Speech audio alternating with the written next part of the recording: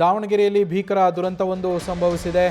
Cylinder ಗೋದಾಮಿನಲ್ಲಿ blast ಆಗಿರುವಂಥದ್ದು. ದಾವಣಗೆರೆಯಲ್ಲಿ ಸಿಲಿಂಡರ್ ಗೋದಾಮಿನಲ್ಲಿ ಸ್ಫೋಟ ಸಂಭವಿಸಿದೆ. ಸುಮಾರು 18ಕ್ಕೂ ಹೆಚ್ಚು ಸಿಲಿಂಡರ್ಗಳು ಒಮ್ಮೆಲೆ ಬ್ಲಾಸ್ಟ್ ಆಗಿವೆ ಅನ್ನೋ ಮಾಹಿತಿ ಸಿಗ್ತಾ ಇರುವಂಥದ್ದು. ಬ್ಲಾಸ್ಟ್ನ ಭಯಾನಕ ದೃಶ್ಯ ಮೊಬೈಲ್ ಕ್ಯಾಮೆರಾದಲ್ಲಿ ಸೆರೆಯಾಗಿರುವಂಥದ್ದು.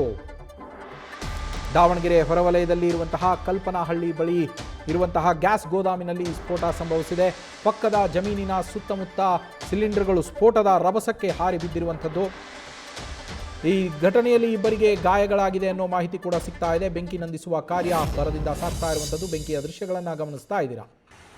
ಗೆರೆ ಹೊರವಲಯದಲ್ಲಿ ನಡೆದಿರುವಂತಹ ಘಟನೆ.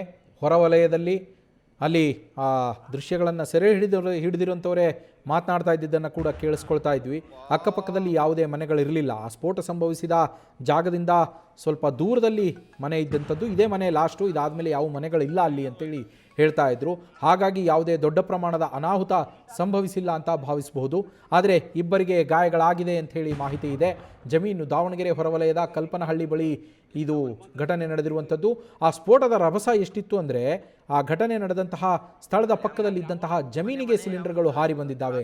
ಸ್ಫೋಟದ ಸದ್ದನ್ನು ಕೂಡ ಕೇಳಿಸ್ಕೊಳ್ತಾ ಇದ್ರಿ. 18ಕ್ಕೂ ಹೆಚ್ಚು ಸಿಲಿಂಡರ್ಗಳು ಸ್ಫೋಟವಾಗಿದ್ದಾವೆ ಅಲ್ಲಿ ಅನ್ನೋ ಮಾಹಿತಿ ಇದೆ.